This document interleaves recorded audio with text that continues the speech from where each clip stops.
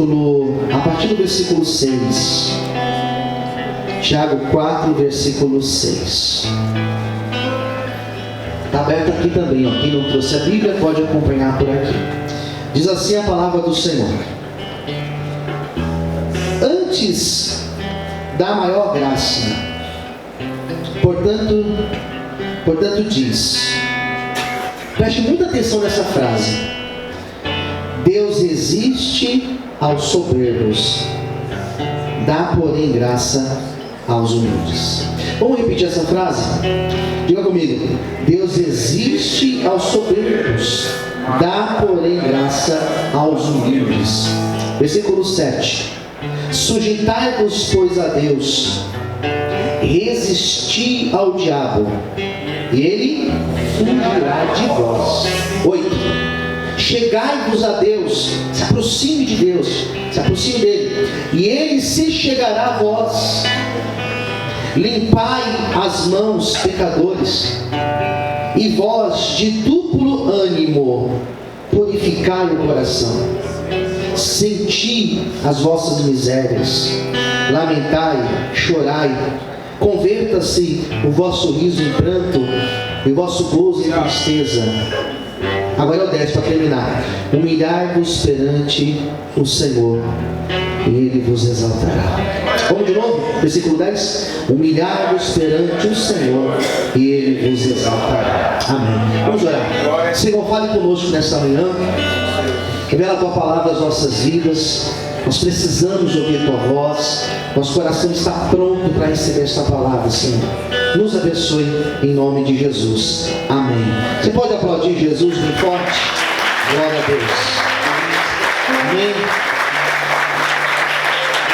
Vamos lá então. Essa palavra, Tiago escreveu essa palavra. E quando a gente está estudando as epístolas, as cartas, percebe que quando a gente vai estudar, por exemplo, os textos de Paulo, eu escrevi um livro sobre isso. Quando você vai estudar as cartas de Paulo, você percebe que elas têm características bem específicas. Por quê? Porque o destinatário delas foram destinatários específicos. Então, por exemplo, você vai ler a carta de Paulo aos Coríntios. Aqueles problemas que Paulo está tratando naquela carta, sobre dons espirituais, sobre a ordem do culto, sobre ceia, sobre como ofertar, esses problemas eram problemas pontuais da igreja de Corinto. Então ela é muito específica. Você estuda, por exemplo, a carta aos Efésios, Filipenses, né? Aqui tem os alunos de teologia e sabem disso. São cartas que elas são destinadas àquela igreja, aos problemas, às dificuldades que aquela igreja estava passando. Ou então as cartas pastorais. Paulo escreveu, por exemplo, 1 e 2 Timóteo, escreveu Tito, que são para pessoas, para pastores, para líderes que estavam tratando com problemas específicos. Deixa eu só diminuir um pouquinho aqui. Estava tratando de problemas específicos. Essa epístola, ela é chamada de epístola universal. Não é por causa da igreja universal. É universal no sentido amplo. É para todo o povo de Deus. Então você lê, por exemplo, Hebreus. Você lê, o autor aos Hebreus é desconhecido, a gente não sabe quem escreveu. A gente lê 1 e 2 Pedro, elas são universais. A gente lê Judas. Amanhã eu vou dar uma aula sobre Judas aqui na igreja, às 8 da noite. Elas são destinadas ao povo de Deus. Você lê essa carta de Tiago, essa epístola, é para todos. Então percebe que as recomendações que nós temos aqui, elas não são destinadas de forma subjetiva, de forma individualizada, é para todos nós. Então aquilo que nós encontramos em Tiago é uma palavra que fez sentido naquela época dos apóstolos, mas ela faz sentido até o dia de hoje. Ela fala com a gente, ela fala comigo, ela fala com você até o dia de hoje. Quem entendeu? Diga amém. E eu li esse texto e eu fiz um recorte, não li o texto inteiro, o capítulo inteiro, a epístola inteira. Eu li só alguns versículos. E nesses versículos nós temos 5 orientações aqui. São 5 orientações para mim, para você, para todo o povo de Deus. E a primeira orientação para você andar na presença de Deus, ter uma vida plena, uma vida abençoada, uma vida honrada por Deus. Primeiro conselho está no versículo 6. Não precisa de teologia para entender esse versículo 6. Olha o que ele diz, a parte B do versículo: Deus resiste ao soberbo. Deus resiste ao soberbo e dá, porém, graça aos humildes. Tiago, no versículo 6, ele fala de dois extremos. Ele fala de um antônimo aqui. Ele fala da soberba, que tem nada a ver com Deus. Ele fala da humildade. A soberba é aquele sentimento que a pessoa deixa entrar no coração dela de superioridade, de autossuficiência. Soberba está relacionado à arrogância. Soberba está relacionada àquela pessoa que ela pensa que não precisa de ninguém e nem de Deus. Às vezes a pessoa chega num patamar de conforto na vida e ela acha que não precisa de mais ninguém. Mas chega uma hora que inevitavelmente, isso é inevitável, a vida vai mostrar para ela, nem que seja no final da vida, vai mostrar para ela que nós não somos nada, se não for a misericórdia e a graça de Deus sobre as nossas vidas. Quem entendeu, diga amém. Quando a Bíblia fala que Deus resiste ao soberbo, a Bíblia está dizendo que quando nós deixamos o sentimento de soberba, de arrogância, de autossuficiência entrar no nosso coração, é sinal que nós saímos da presença de Deus. É sinal que Deus, a presença dele, não está conosco, porque Deus resiste a isso. Não existe nada mais arrogante do que a pessoa achar que ela não precisa de ninguém. Não existe nada mais arrogante do que a pessoa achar que ela não precisa estar na presença de Deus, sentar para ouvir Deus falar com ela, ter a humildade de ser corrigido, exortado pela palavra. É claro que vai ter dias que você vai vir aqui para a igreja e Deus vai te confortar pela palavra, Deus vai te abraçar com a palavra, Deus vai trazer paz no teu coração através da palavra. Mas também nós teremos dias que você vai entrar por esta porta e você vai ser confrontado pela palavra de Deus. Você vai ser constrangido. Você vai ouvir aquilo, você talvez vai ficar até com bronca. Mas é Deus falando no teu coração. É Deus te exortando, te corrigindo. Tenha humildade para acertar, para aceitar a correção de Deus de forma humilde, para que a bênção dele, ela permaneça sobre a tua vida em todo o tempo, em nome de Jesus. Aleluia. Você pode glorificar o Senhor por isso? Aleluia.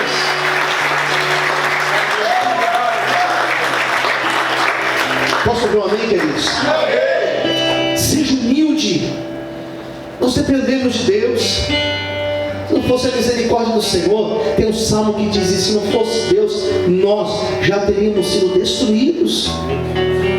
Se não fosse Deus, irmãos, essa igreja tem 20 anos. Se não fosse Deus, essas portas já estariam fechadas. Quem entendeu, diga amém. Quem banca essa igreja aqui é Deus. Quem me sustenta é Deus. Quem tem te sustentado até hoje tem sido Deus. Isso é humildade, é reconhecer que é Deus. Então aqui fala que Deus resiste ao soberbo, mas Deus dá graça ao humilde. Tem nada melhor do que você estar perto de alguém que é humilde. Tem nada melhor do que você estar perto de alguém que tem humildade, que tem a simplicidade, que coloca o outro no mesmo patamar de igualdade, que se faz um com a pessoa simples. Como é maravilhoso, irmãos, ter gente humilde ao nosso lado. Humilde não é fazer de qualquer jeito. Humilde não é você se vestir de qualquer jeito. Não é isso. Humilde não é você ser pobre. Não é isso, não é isso. Humilde é você ser uma pessoa que não tem aquele olhar altivo para o outro, que reconhece que Deus é bom, que Deus é misericordioso, que não existe diferença entre você e aquela pessoa que está numa situação vulnerável. Quem entendeu, diga amém. Esse ser humilde. Glória a Deus. O Senhor tem abençoado as nossas vidas. Você hoje tomou o seu café da manhã, almoçou ontem, jantou ontem, você teve a sua casa para você dormir. Tenha humildade para reconhecer que tudo isso não é fruto do merecimento, é fruto da misericórdia de Deus sobre a tua vida. O outro versículo, que é o versículo 7, eu vou correr, porque senão não vai dar tempo. O versículo 7 diz assim, olha: sujeitai-vos, pois, a Deus. Teve uma palavra que eu acho ela bem interessante, que é a palavra resistir ao diabo, ele fugirá de vós. Esse verbo resistir, dessa palavra resistir, vem a palavra resistência, que é a capacidade de você suportar. O texto fala de nós resistirmos ao diabo, resistirmos às tentações. Você sabe, eu expliquei isso ontem aqui no culto. Deus não tenta ninguém. Tiago vai dizer que ninguém pode dizer de Deus sou tentado, porque Deus não tenta ninguém. Deus permite provações na nossa vida. Existe uma diferença de provações e tentações. Quem entendeu, diga amém. Amém. Tentação é aquela inclinação carnal nossa. Tentação é aquela vazão que nós queremos dar. Tentação é o nosso ponto fraco. É aquilo que nós lutamos todos os dias para não cair no mesmo erro. Tentação está relacionado aos meus desejos, instintos carnais. Isso é tentação. O texto fala que o diabo, ele sabe a nossa tentação, ele sabe qual é a nossa fome, ele sabe qual é a nossa necessidade, ele sabe exatamente o teu gosto, aquilo que eu gosto, ele sabe, ele vai tentar exatamente nisso. E a Bíblia vai dizer: resista. Não é fácil resistir, porque resistir fala de você abrir mão, resistir fala de você renunciar, resistir fala de você ir na contramão da sua própria vontade. O diabo está ao nosso derredor para tentar nos tirar da presença de Deus, para tentar nos tirar do foco da vontade do Senhor para a nossa vida. Mas resista. Pastor, está difícil, eu tenho me sentido cansado, eu tenho me sentido desanimado. Resista, porque o Senhor, depois dessa luta, Ele vai te honrar e a bênção dele estará sobre a tua vida. Em nome de Jesus, você pode glorificar e exaltar o Senhor. Aleluia. Aplaude o Senhor. Resista. Resista. Está tão perto a tua vitória. Diga para quem está ao seu lado: está tão perto a tua vitória. Sabe o que eu descobri? Nosso problema é que nós não temos a capacidade de enxergar a realidade do mundo espiritual. Sabe por que nós desistimos às vezes? Porque nós não enxergamos o dia de amanhã. Quem entendeu, diga amém. Isso é bom, não poder não enxergar, mas ao mesmo tempo ruim. Porque se você soubesse, imagine se de alguma forma você soubesse que hoje à noite, até meia-noite, o que você orou hoje, Deus vai trazer nas suas mãos. Você não iria desistir. Na verdade, você estaria nesse culto pulando, saltando, alegre, agradecendo a Deus pela vitória. Quem concorda, diga amém. Porque você não enxerga. E às vezes nós estamos tão perto, às vezes nós estamos tão perto de receber o que nós tanto oramos. Às vezes nós estamos tão perto de ver a obra de Deus na nossa casa. Às vezes nós estamos tão perto de viver a dupla honra de Deus na nossa vida, mas nós oscilamos porque nós não enxergamos. E vem a vontade de parar, e vem a vontade de desistir. E quantos não param? E quantos não resistem, desistem? E quantos não abrem mão? Você está tão perto que você não imagina. Quando eu penso em parar, quando eu penso em desistir, queridos, eu lembro que a minha vitória está chegando. E quando eu lembro que a minha vitória está chegando, eu lembro que falta pouco tempo para eu viver a vitória, para eu viver a honra de Deus. Por isso, em nome de Jesus, coloca isso no teu coração nessa manhã. A tua vitória está perto, continue. Você vai testemunhar a bênção de Deus, o milagre dele sobre a tua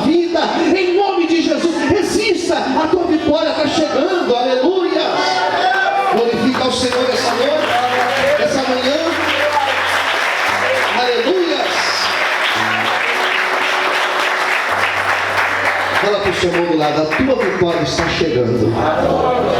Ela assim está mais perto do que você imagina. Posso ouvir um amém, queridos? Isso trouxe paz para o teu coração? Então amém. Em terceiro lugar, olha o que diz aí o versículo de número 8. Chegai-vos a Deus, e Ele se chegará a vós. Limpai as mãos, pecadores, e vós de duplo ânimo, purificai o coração. Você sabe que esse versículo aqui, eu poderia pregar a mensagem inteira, esse versículo 8, porque ele tem vários detalhes aqui. Primeiro, olha o que diz aí. A primeira palavra que aparece aqui é se achegar a Deus. Se achegue a Deus. Se aproxime de Deus. Quem entendeu? Diga amém. Olha para cá. Sabe o que é você se aproximar de Deus?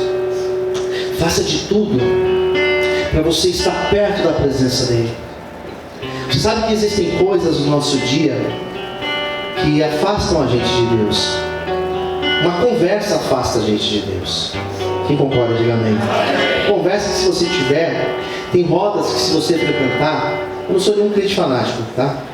Mas existem rodas que se você frequenta, você acaba sendo influenciado. Você se afasta de Deus. Existem músicas que você vai ouvir que vai te afastar de Deus. Existem coisas que você vai colocar nos teus olhos, que você vai assistir, que vai te afastar de Deus. Existem vídeos que se você começar a assistir, você se afasta de Deus. Então o texto fala, se chegue a Deus. Busque na tua vida, no seu cotidiano, coisas, hábitos que te aproximem de Deus. O hábito da oração, oração é um hábito. Oração é um exercício que nós devemos fazer, praticar sempre. Quem está entendendo, diga amém. Oração é um hábito. Tenha o seu momento de oração, tenha o seu momento de devocional, tenha o seu momento de buscar, de orar, tenha o seu momento de buscar a palavra de Deus, tenha o seu momento de louvar a Deus. Busque alimentar a sua alma daquilo que te aproxima de Deus. Então esse texto fala, em primeiro lugar, esse versículo fala de se achegar a Deus. E o texto diz que quando eu me achego a Deus, Ele se achega a mim. Quando eu tenho a iniciativa de buscar a Deus, a iniciativa dele é de se aproximar de mim. Já parou para pensar que existem fases na nossa vida, tudo trava, que nada dá certo, que nada flui, que a porta fecha, que as coisas travam na vida? Será que não é Deus dizendo, ei, vem para cá? Por que você deixou de orar?